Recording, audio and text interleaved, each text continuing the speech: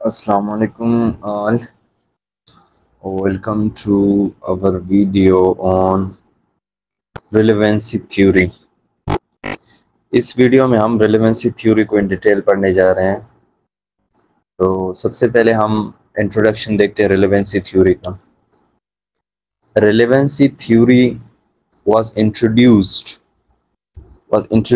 by Dan Sperber and Deirdre Wilson. Dan Sperber and Deirdre Wilson ने क्या किया, relevancy theory को introduce किया।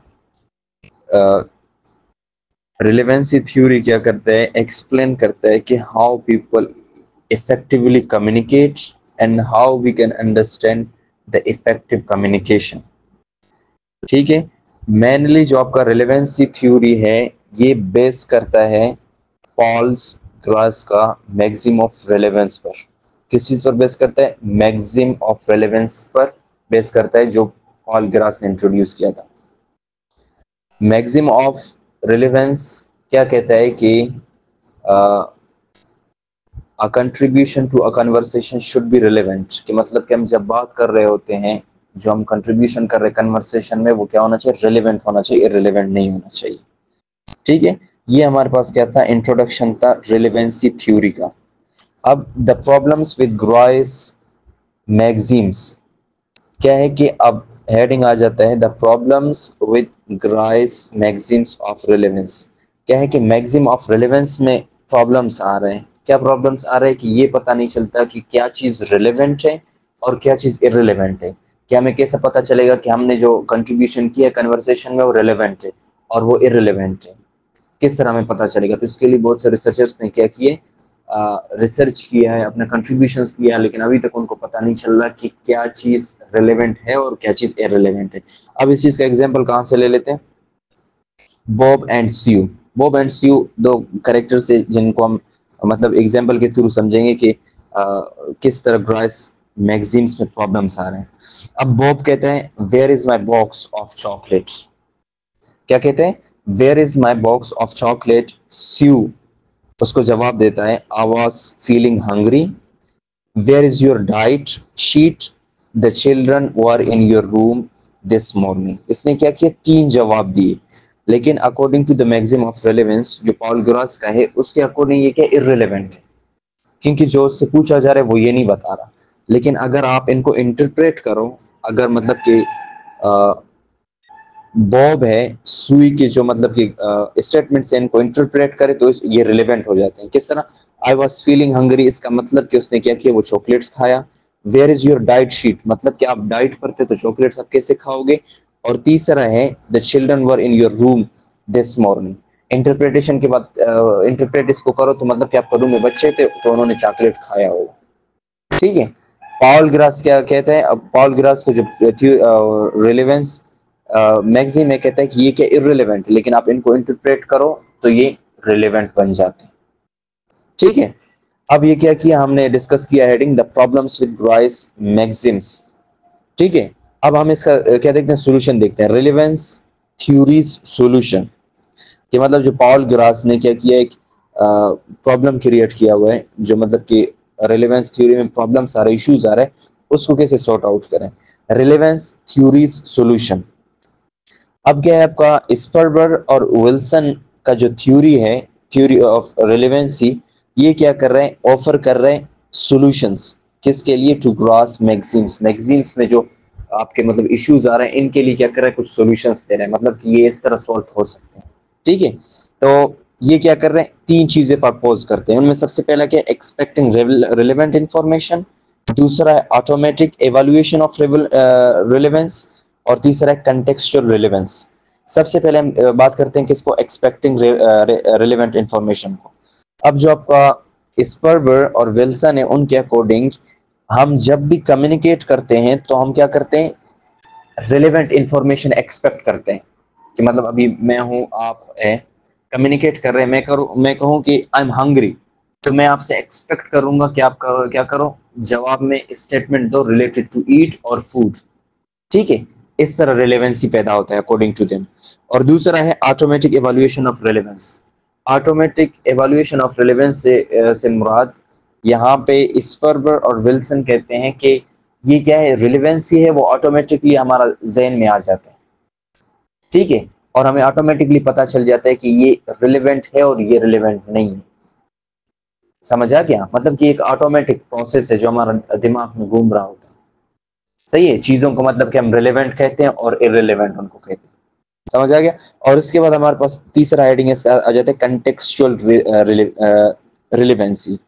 कंटेक्सचुअल रिलेवेंसी से क्या मुराद, कहते हैं कि आपका यहाँ पे स्पर्बर और विल्सन है, कहते हैं कि जो आप मतलब सिमेंटिकली देखते हो, मतलब कि वर्ड्स है वो रिलेवेंट है नहीं है, लेकिन आप इस चीज का बियॉन्ड जाओ, कंटेक्स्ट रिलेवेंसी को देखो कि एक सेंटेंस है किस कंटेक्स्ट में बोला जा रहा है और उस कंटेक्स्ट में वो रिलेवेंट है नहीं है।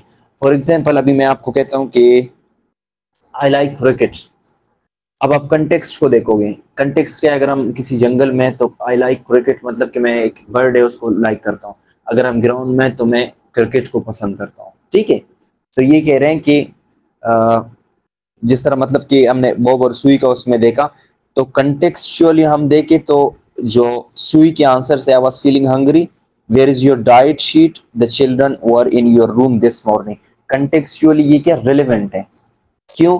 क्योंकि कंटेक्स्ट से पता चलता है कि मतलब कि वो उसको यही बता रहे कि वो जो आपने चॉकलेट्स रखे हैं उनको अगर बच्चों ने खाया होगा या उसने खुद खाया है, या वो आपको देना नहीं चाह रहा क्योंकि आप डाइट पर हो। अगर आप कंटेक्स्ट से हट जाओ तो उनका कोई मीनिंग नहीं होता। समझ आ गया? फिर ये क्या थे, वो उनके तीन पर्पसेस थे, सजेशंस थे, जो उसको मैक्सिमम ऑफ रिलेवेंस को सॉर्ट आउट करना, उसके जो इश्यूज थे उनको सॉर्ट आउट करना चाह रहे थे, ठीक है। ये तीन उनके मतलब सजेशंस थे। अब इसका दो कंसेप्ट है, कौन कौन से, अंडर डिटरमिनेंसी और अंडर स्पेसिफिकेशन और ऑस्टेंसिव कम्युनिकेशन, हम इनको डिस्कस करने जा रहे हैं। अब पहला की कंसेप्ट जो रिलेवेंस थ्योरी का क्या है, अंडर डिटरमिनेंसी और अंडर स्पेसिफिकेशन। इससे क्या मुराद है, underdeterminacy and underspecification refers to language limitations in conveying intent meaning. किस चीज को रिफर करता है, लैंग्वेज का लिमिटेशंस को रिफर करता है, कि मतलब कि लैंग्वेज क्या है, लिमिटेड है, इंफॉर्मेशन को कंप्लीटली कन्वे नहीं कर पाएगा। ये किस चीज पर डिपेंड करता है, कंटेक्स्ट पर डिपेंड करता है। कंटेक्स्ट का रोल बता रहा है यहाँ पे, मतलब कि कंटेक्स्ट क्या करता है, एक अहम रोल अदा करता है किस चीज को, इंफॉर्मेशन कन्वे करने के लिए, जो आप इंटेंट आपका मीनिंग है उसको कन्वे करने के लिए कंटेक्स्ट का होना लाजमी है। अगर कंटेक्स्ट नहीं होगा तो आप मीनिंग को क्या करोगे, कंप्लीटली कन्वे नहीं कर पाओगे। समझ आ गया? और इस मतलब अंडर डिटरमिनेंसी और अंडर स्पेसिफिकेशन के का हेडिंग में इन दोनों का स्पर्बर और विल्सन का कहना है कि लैंग्वेज है ना, लैंग्वेज अनक्लियर और एम्बिग्यूशस है। एम्बिग्यूशस मतलब एम्बिग्यूटी, एम्बिग्यूशस और अनक्लियर है, ठीक है, कंटेक्स्ट के बगैर। अगर मैं यहाँ पे बोलूं कि कोई सेंटेंस बोलूं ना विदाउट कंटेक्स्ट, मैं बोलूं आई वाज फीलिंग हंग्री, कोई कंटेक्स्ट ना हो तो ये क्या है, अनक्लियर है, ठीक है, ये क्या है, अनक्लियर है, और ये एम्बिग्यूटी भी हो सकता है। और लाइकवाइज मैं आपको वापस वही सेम एग्जांपल दूं, मैं कहूं कि आई लाइक क्रिकेट। अब ये इसको विदाउट कंटेक्स्ट बोलूं तो एम्बिग्यूटी, इसके बहुत से मीनिंग्स हो सकते हैं और इनका इसका मीनिंग क्लियर नहीं है। अगर इसको मैं कॉन्टेक्स्ट में बताऊं तो ये रिलेवेंट हो जाएगा, इसका मीनिंग भी साफ साफ होगा, ठीक है। ये हमारे पास क्या था, हेडिंग था अंडर डिटरमिनेंसी और अंडर स्पेसिफिकेशन। अब दूसरा कंसेप्ट क्या है, ऑस्टेंसिव communication. Ostensive communication shows or indicates something to someone, making it clear you want them to understand and respond. Ostensive communication वो है जिसमें आप क्या करते हो, किसी को कोई चीज दिखा रहे होते हो, आप मतलब इशारा करते हो, इंडिकेट करते हो, या मतलब आप उसका अटेंशन उस तरफ ड्रा करना चाह रहे हो ताकि उसको वो चीज सही से समझ आ सके, ठीक है। अगर आप मतलब कि अभी हॉस्टल की तरफ जाना चाह रहे हो तो आप अपना तसर्रुफ करते हो, आप मुझसे कहते हैं कि I want to go to hostel. अब क्या हुआ, ये इंफॉर्मेशन रिलेवेंट हुआ और मैंने इसको कंप्लीटली और सही से समझा। क्यों समझा, ऑस्टेंसिव कम्युनिकेशन की वजह से समझो। ठीक है, ये हमारे पास थे दो कॉन्सेप्ट्स जो हमने डिस्कस किए। अब उसके बाद आ जाते हैं बेनिफिट्स और of relevance theory. Relevance theory की क्या बेनिफिट्स हैं? बेसिकली हमारे पास तीन बेनिफिट्स है। सबसे पहला हमारे पास अंडरस्टैंडिंग ऑफ कम्युनिकेशन, किस चीज को, कम्युनिकेशन को हमें बेहतर तरीके से समझने में मदद करता है। एक और दूसरा है कंटेक्स्ट इन्फ्लुएंस, हमें ये बता रहा होता है कि कंटेक्स्ट का कितना इन्फ्लुएंस पड़ता है कम्युनिकेशन पर।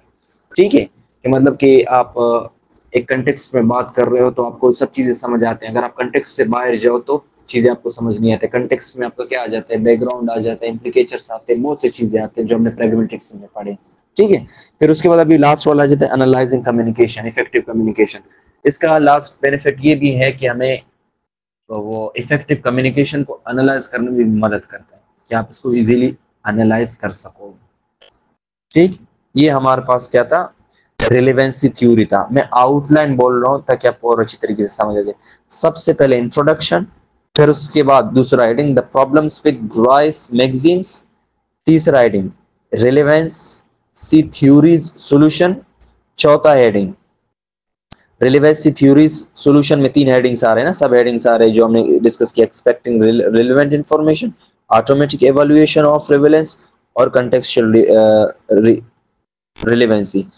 और इसके बाद हमारे पास आ जाता है चौथा heading underdeterminacy and underspecification, पांचवा ऑस्टेंसिव कम्युनिकेशन और छठा बेनिफिट्स और रिलेवेंसी थ्योरी, जिसमें तीन सब हेडिंग्स है।